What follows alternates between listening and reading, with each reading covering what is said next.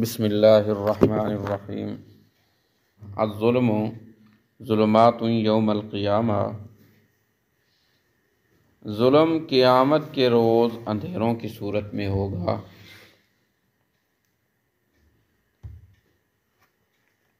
ظلم کا لغوی معنی جو ہے نا، وضع الشیء فی غیر محلہ، کسی چیز کو اس کے محل سے ہٹا کر رکھنا۔ یہ بخاری شریف کی حدیث ہے، الظلم ظلمات یوم القیامہ، ابواب المظالم میں والقصاص، عبداللہ بن عمر رضی اللہ عنہما سے روایت ہے۔ قرآن میں بھی بار بار لفظ ظلم کا استعمال ہوا ہے۔ کوئی بھی چیز جب اس کو اپنی حد سے ہٹا دیا جاتا ہے، یعنی حد سے تجاوز کرتی ہے نا کوئی چیز، وہ ظلم بن جاتا ہے۔ سب سے بڑا ظلم کیا ہے؟ شرک کرنا۔ جی۔ اب شرک کیسے ظلم ہے؟ یہ پیشانی اللہ نے دی ہے، زبان اللہ نے دی ہے، وجود اللہ نے دیا ہے، دنیا کی ساری نعمتیں اللہ نے دی ہیں۔ وجود، زبان اور ساری نعمتیں دینے والا کون ہے؟ اللہ۔ اب حق یہ ہے کہ ہر نعمت کا استعمال جو ہے وہ اللہ کے قانون کے مطابق کیا جائے۔ دیا جو اس نے ہے، جب کوئی چیز اللہ کے قانون سے ہٹ کے استعمال کی جائے گی تو وہ اس کی حدود سے کیا ہوگا؟ تجاوز ہوگا، تو وہ ظلم بن جائے گا۔ تین قسم کی عبادتیں ہوتی ہیں: زبان سے عبادت کرنا، بدن سے عبادت کرنا، مال سے عبادت کرنا۔ تینوں چیزیں دینے والا کون ہے؟ اور یہ تینوں چیزیں دینے کا مقصد ہے کہ اس کی بندگی کی جائے۔ کیا کی جائے؟ بندگی کی جائے۔ جس کو عبادت بھی کہتے ہیں، اس کا حکم ماننا بھی کہتے ہیں، اس کی فرما برداری تابعداری بھی کہتے ہیں۔ یہ سارے اسی ایک لفظ کی مختلف زاویے ہیں۔ تابعداری کرو، فرما برداری کرو، اس کی عبادت کرو، ساری چیزیں وہی ہیں۔ بندگی، جب انسان کے اندر بندگی آتی ہے تب وہ بندہ بنتا ہے۔ بندگی نکل جائے وہ بندہ رہتا ہی نہیں ہے، وہ انسانیت کے دائرے سے ہی نکل جاتا ہے۔ اولئک کالانعام بل ھم اضل۔ تو جو انسان انسانیت کے دائرے سے نکلتا ہے وہ اپنے آپ پہ ظلم کر رہا ہے، حد سے تجاوز ہو گئی نا۔ قرآن نے اس کو اس طرح سمجھایا ہے: والتین والزیتون وطور سینین وہذا البلد الامین لقد خلقنا الانسان فی احسن تقویم۔ ایک عمدہ میں نے اس کو زاویہ دیا۔ احسن تقویم کا مطلب عمدہ زاویہ انسان کو دیا، لیکن کیا ہوا؟ اس نے اس زاویے کو توڑا۔ میں نے تو احسن بنایا، وہ اسفل بن گیا۔ ثم رددناہ، اس کی تجاوز حدود کی وجہ سے، اپنی ذات پر ظلم کی وجہ سے ہم نے اس کو احسن کے درجے سے اتار کر پھینک دیا اسفل درجے میں۔ تو یہ تین چیزیں اللہ نے دی ہیں۔ یہ تینوں چیزیں بندگی کے اندر استعمال ہوتی ہیں: زبان بھی، جسم بھی اور مال بھی۔ قرآن نے اس کو یوں سمجھایا: ھدی للمتقین الذین یؤمنون بالغیب۔ لفظی معنی تو ایمان بالغیب ہے، لیکن مطلب یہ ہے کہ ان لوگوں کی زبانی بندگی بھی اللہ کے لیے، جسمانی بندگی بھی اللہ کے لیے، اور جو دوسرے مال و دولت ہے اس کے اندر بھی جب وہ بندگی کا کوئی معاملہ کرتے ہیں تو وہ اللہ کو سامنے رکھتے ہیں۔ آپ ان کو ذرا اشاعتیوں والے انداز میں لائیں: زبانی عبادت بھی اللہ کی، بدنی عبادت بھی اللہ کی، مالی عبادت بھی۔ اب زبانی عبادت جب وہ کسی اور کی کرے گا تو وہ حدود سے تجاوز کر رہا ہوگا۔ وضع الشیء فی غیر محلی، زبان کی عبادت کا محل اللہ کی ذات ہے، اب اس نے غیر کو بنا لیا، یہ ظلم ہے۔ بدن کی عبادت کا محل اللہ کی ذات ہے، اس نے غیر کو بنا لیا۔ وضع الشیء فی غیر محلی، محل کو اپنے محل سے تجاوز کر کے اور محل میں لے گیا، اب یہ بھی ظلم ہے۔ نظر و نیاز دینا یا اور کوئی صدقہ وغیرہ، یہ اللہ کے نام کا ہے کیونکہ دیا اس نے ہے۔ جب اس نے اس کو غیر کے نام کا دیا تو یہ وضع الشیء فی غیر محلی، یہ اپنے حدود سے کیا کر گیا ہے؟ تجاوز کر گیا، یہ شرک ہے، یہ ظلم ہے۔ قرآن نے اس کو ظلم بھی کہا ہے، قرآن نے اس کو شرک بھی کہا ہے۔ ان الشرک لظلم عظیم، کو فتنہ بھی کہا ہے۔ تو ہمارا آج کا جو ٹاپک ہے وہ کیا ہے؟ ظلم۔ تو الظلم ظلمات یوم القیامہ، قیامت کے دن ظلم اندھیرے کی صورت میں آئے گا، بہت اندھیرے ہوں گے۔ پہلا اندھیرا، سب سے بڑا ظلم کیا ہے؟ شرک۔ شرک جس بندے نے کیا ہے نا، مشرک بندے کے لیے تو ہے ہی تاریکی، مشرک بندے کے لیے تو کیا ہے؟ تاریکی، اندھیرا ہی اندھیرا ہے جی۔ ان اللہ لا یغفر ان یشرک بہ، جب اس کو بخشش کی امید نہیں ہوگی، کہاں اس کے ذہن میں اسودہ حالی آئے گی، کہاں وہ خوش ہوگا؟ اس کو پتا ہوگا کہ میں کافر ہوں۔ یہ اتنی بڑی تاریکی ہے، اس تاریکی کو وہاں کوئی چیز ختم نہیں کر سکے گی، خود اللہ اپنی رحمت سے بھی اس کو ختم نہیں کریں گے۔ قانون اللہ نے بنا دی، کر سکتا ہے، لیکن اللہ نے قانون بنا دیا ہے کہ اب میرا فیصلہ یہ ہے، جو اس ظلم کے ساتھ، اس اندھیرے کے ساتھ آئے گا، یہ سب سے بڑا اندھیرا، درجہ بدرجہ اندھیرے ہوں گے نا۔ پہلا اندھیرا ظلم شرک کا، اس کے پیچھے دوسرا اندھیرا کیا آگا؟ بدعت کا۔ وہ جا رہے ہوں گے، آپ صلی اللہ علیہ وسلم حوض کوثر پہ کھڑے ہوں گے تو ان کو بائیں طرف سے فرشتے آ کر گھسیٹ لے جائیں گے، تو رسول پاک فرمائیں گے یہ میرے امتی ہیں۔ اللہ فرمائے گا نہ، انک لا تدری ما احدثوا بعدک، تجھے کیا پتہ تیرے بعد انہوں نے نئی نئی چیزیں ایجاد کی، بدعتیں ایجاد کی، ان بدعتوں کے اندر یہ مبتلا رہے نا۔ مثال کے طور پہ یہ فاتحہ پڑھتے ہیں، تعزیت پہ جا کے وہاں ہاتھ اٹھانے ہیں یہ، اور ایک اس کو ٹھیک کہتا ہے، نہیں بٹ ایسے کرنا چاہیے، دعا مانگنی چاہیے، وہ بدعت ہے جس کے بارے میں اللہ کے رسول نے یہ فرمایا ہے کہ یہ وہ بدعت ہے کہ جس کو کیا ہوگا؟ قیامت والے دن حوض کوثر سے پانی نصیب نہیں ہوگا۔ بدعت بھی اندھیرا ہے، پیچھے آ جاؤ۔ یہ ان منافقت یعنی لبادہ دین کا اوڑھنا اور کام ایسے کرنا جو قرآن کے خلاف ہوں، قرآن کے مسئلے کے خلاف ہوں، شریعت کے خلاف ہوں، جس کے بارے میں قرآن فرماتا ہے یوم یقول المنافقون والمنافقات للذین آمنوا انظرونا نقتبس من نورکم، آیا نا قرآن میں کہ اے ایمانداروں ذرا ٹھہر جاؤ، تمہاری توحید، تمہارے ایمان، تمہارے سنت کے اوپر چلنے والے جو نور ہیں نا، اس نور سے ہمیں بھی کچھ حصہ دے دیجئے، اس نور سے ہمیں بھی کچھ حصہ دے۔ نقتبس من نورکم قیل ارجعوا وراءکم، انہیں کہا جائے گا پیچھے ہٹ جاؤ، فالتمسوا نورا، تم اپنا ہر ایک نے اپنے نور سے جانا ہے، نفسی نفسی کا عالم ہے، ان کے نور سے تمہیں کوئی فائدہ حاصل لا تزر وازرۃ وزر اخری، تم اپنا بوجھ خود اٹھاؤ، یہ نہیں تمہارا بوجھ اٹھائیں گے جی۔ قیامت کے دن ظلم کیا ہوگی؟ ایک تاریکی ہوگی، سب سے بڑا ظلم کیا ہے؟ شرک، شرک کے پیچھے آیا ہے بدعت، منافقت ان کے ساتھ ریلیٹڈ ہے، اب اس کے پیچھے درجہ بدرجہ زنا ہو گیا، شراب ہو گئی، چوری ہو گئی، یہ سب ظلم ہیں۔ اب کوئی ایسے ظلم ہے جن میں انسان اپنے وجود پہ زیادتی کر رہا ہے، کچھ ایسے ظلم ہے جو دوسروں کے اوپر بھی ہیں، زنا ہے اس میں 2 بندوں کا ارتکاب ہے، بدفعلی ہے لڑکوں کے ساتھ، اس میں بھی 2 بندوں کا ارتکاب ہے، چوری ہے اس میں کیا ہے؟ خود بھی گناہ کر رہا ہے اور دوسرے کا نقصان بھی کر رہا ہے۔ کچھ ایسے ظلم ہیں جس میں صرف انسان کا اپنا وجود ملوث ہوتا ہے، کچھ ایسے ہیں جس میں دوسروں کے لیے بھی معاملات خراب ہوتے ہیں، نقصان ہوتا ہے، چوری ہو گئی جی۔ کچھ علماء کہتے ہیں کہ اس سے مراد یہ ہے، جو ظلمات لفظ استعمال ہوا ہے نا، پہلی چیز ظلم اندھیرے کے اوپر تو میں نے آپ کو سمجھا دیا، پہلا مفہوم اس کا کیا ہے؟ اندھیرا جی، جس کے اوپر میں نے بات کر دی کہ شرک، کفر، یہ اندھیرے ہوں گے قیامت کے۔ کچھ کہتے ہیں کہ الظلم ظلمات یوم القیامہ کا مطلب یہ ہے کہ یہ مشکلات سے تعبیر کی جا رہی ہے، قیامت کے دن جو مشکلات ہوں گی نا جی، پیاس ہوگی، سورج سوا نیزے پہ ہوگا، سایہ نہیں ہوگا، دھوپ ہی دھوپ ہوگی، کوئی بندہ اپنے پسینے میں، کوئی اپنے ٹخنے تک، کوئی اپنے گھٹنے تک، کوئی اپنے پہلو تک، کوئی پورا مسینے میں غرق ہوگا، یہ اس سے وہ مراد ہے۔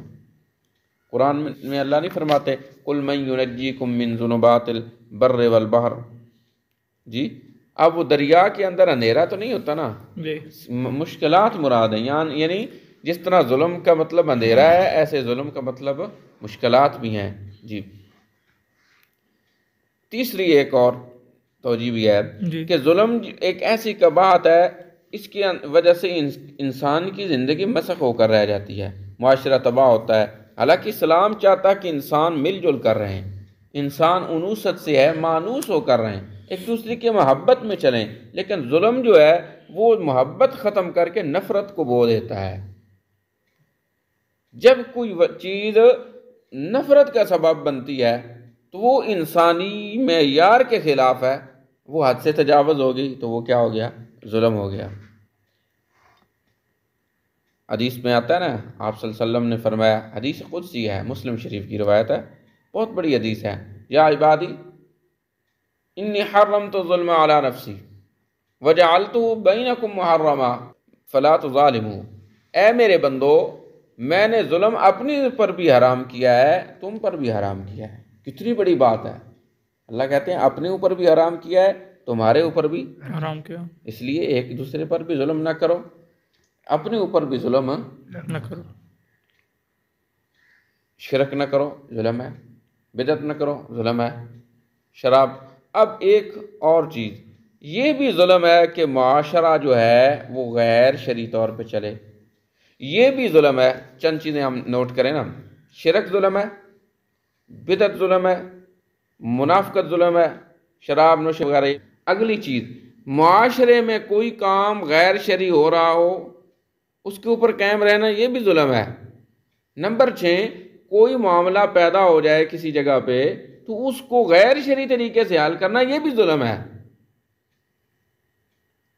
معاشرے کو، معاشیت کو، معاشری نظام کو اسلام سے ہٹ کر چلانا، یہ بھی ظلم ہے۔ مثال کے طور پہ میں ایک مثال دیتا ہوں، مثال کے طور پہ اب کسی علاقے میں زناکاری عام ہو رہی ہے، بدکاری عام ہو رہی ہیں، لڑکیاں اور لڑکے، بچیاں اور بچے ماں باپ کی عزت کو روند رہے ہیں، جس میں وہ بھاگنے والا معاملہ ہے۔ اب اس کا حل یہ تو نہیں ہے کہ لوگوں کو کہو کہ تم گھروں میں بند ہو جاؤ، اعلان کیے جائیں کہ فلاں وقت کے اندر کوئی بچہ، کوئی بچی یہ ہے وہ دکان پہ نہ ہو، کوئی بندہ دکان نہ کھولے، کوئی کاروبار نہ کرے۔ اس کا یہ حل نہیں ہے، یہ غیر شرعی حل ہے، یہ بھی ظلم ہے۔ اس کا حل یہ ہے ہم اپنی اولاد کو دین پڑھائیں۔ اب اپنی اولاد کو کیا کریں؟ دین پڑھائیں۔ ہم اپنی بچیوں کو پردہ سکھائیں، ہم اپنے گھروں کی محفلوں کے اندر دین لائیں۔ آج ہمارا یہ بھی ظلم ہے، یہ سارے ظلم ہیں۔ ہم اپنی اولاد پہ ظلم یوں کرتے ہیں نا کہ دیکھیں، جب ہمارے گھر میں اولاد آ جاتی ہے، بچے آ جاتے ہیں، ہم اپنے گھر میں اپنی روش وہی رکھتے ہیں۔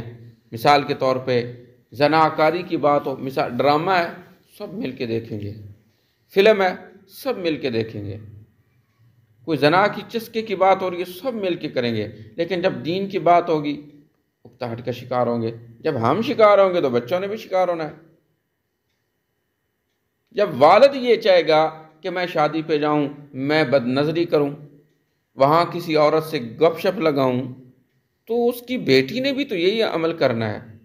جب بھائی یہ کرے گا کہ میں ایسی محفل میں جاؤں وہاں بدکاری ہو، میں ایسی محفل میں جاؤں وہاں زناکاری ہو، میں ایسی محفل میں جاؤں جہاں میں اپنے دل کو خوش کر سکوں، دنیاوی لحاظ سے میں چسکا حاصل کر سکوں، تو کیا وہ اپنی بہن کو روک سکتا ہے؟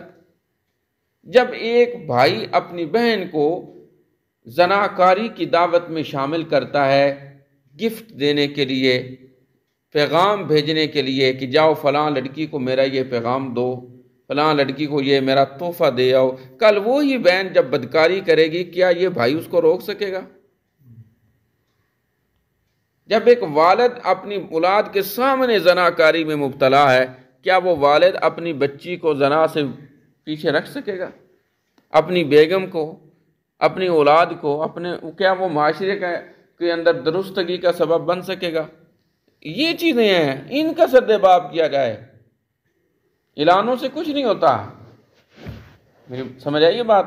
خود کو بدلو، نظام خود بدل جائے گا۔ اور نظام خود کو کس طرح بدلنا ہے؟ اللہ کے دین کے ساتھ پردہ عام کرو نا۔ اعلان یہ کیا جائے کوئی بچی بغیر برقعے کے باہر نہ نکلے، کوئی بچی کسی غیر محرم سے بات کرتے ہوئے پکڑی گئی تو اس کو سزا ملے گی، یوں بات کی جائے۔ یہ نہ کہا جائے کہ کاروبار بند کر دو، فلاں کر دو، اس طرح نہیں معاشرہ بدلے گا، بالکل۔ معاشرے کو بدلنا ہے تو معاشرے کے اندر جو برائیاں ہیں ان کو دین کے تابع کیا جائے تاکہ وہ برائی نیکی بن جائے۔ جو معاملات چل رہے ہیں معاشرے کے اندر، جو کام ہیں، ان کاموں کو دین کی ترتیب سے دین کے تابع کر کے آپ کریں تو آپ کا وہ کام ثواب بھی بن جائے گا اور معاشرہ بھی بدل جائے گا۔ خرابیاں جو ہیں وہ ختم ہو جائیں گی۔ کبھی بھی خرابی دنیاوی ترتیب سے معاشرتی خرابی ختم نہیں ہو سکتی جب تک ان چیزوں میں دین نہ لایا جائے۔ دین آ جائے گا وہ معاشرہ خود بخود کیا ہو جائے گا، ٹھیک ہو جائے گا۔ میں ایک مثال دیتا ہوں، کیا ہمارا معاشرہ مکہ کے معاشرے سے زیادہ برا ہے؟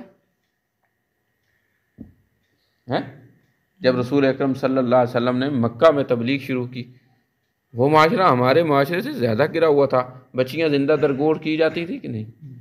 زنا عام تھا کہ نہیں؟ بدکاری عام تھی کہ نہیں؟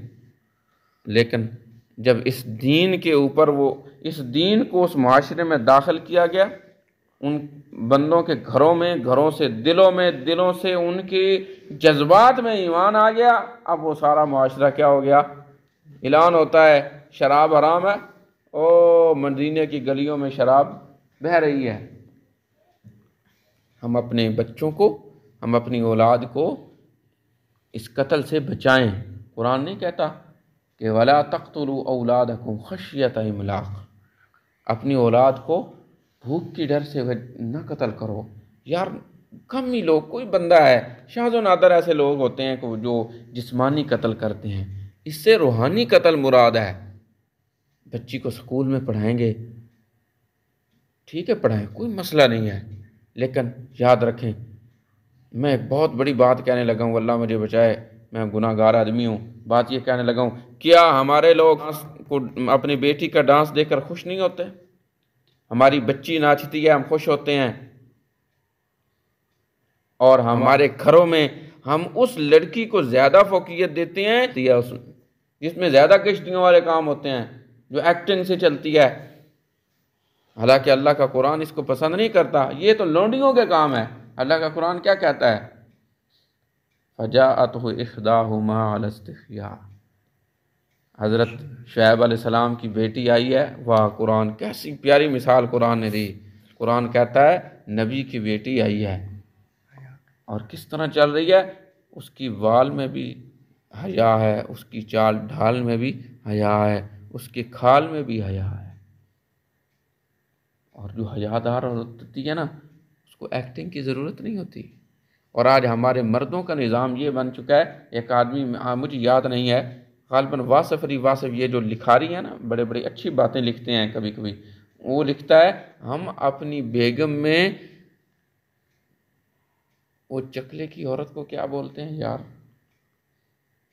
طوائف، ہم اپنی عورت میں طوائف کا انداز پانا چاہتے ہیں اور اپنی طوائفوں میں بیویوں کی انداز پانا چاہتے ہیں۔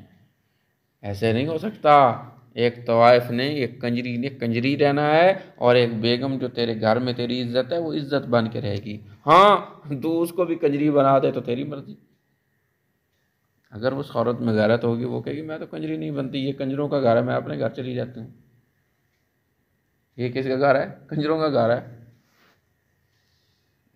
میں اکثر کہا کرتا ہوں، یہ جو ہم ریلیشن شپ ہوتا ہے نا، یا مجبوری کی وجہ سے اگر کوئی بندہ چلا بھی جائے تو کوئی مسئلہ نہیں، لیکن ارے عام جی شادی ہوتی ہے، لڑکیوں اور لڑکوں کا اختلاط، پھر وہاں لڑکوں نے بھی خوبصورت لباس پہنے اور لڑکیوں نے بھی پہنے ہوئے، جی یہ تو آگ لگانے والی بات ہے۔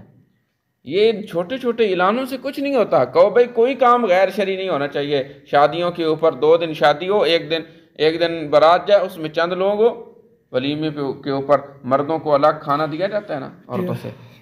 یہاں بھی ایک بغیرتی شروع ہو گئی ہے، مردوں کے اندر کھانا سرو کرنے والے جو لوگ ہیں وہ بھی لڑکیوں کے اندر وہ بھی مرد رکھے ہوئے ہیں۔ وہ بھی کیا رکھے ہوئے ہیں؟ مت رکھیں۔ آپ نے محلے کی بچیوں چند لوگوں کو بھائی یہ مرد کھانا یہاں دے کر چلے جائیں، اندر تقسیم کون کریں؟ عورتیں تقسیم کریں۔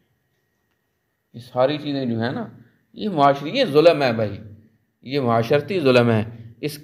اس ظلم کا سد باب اللہ کے دین سے ہوگا، ہمارے اپنے اصولوں سے نہیں ہوگا، اللہ کے قانون سے ہوگا۔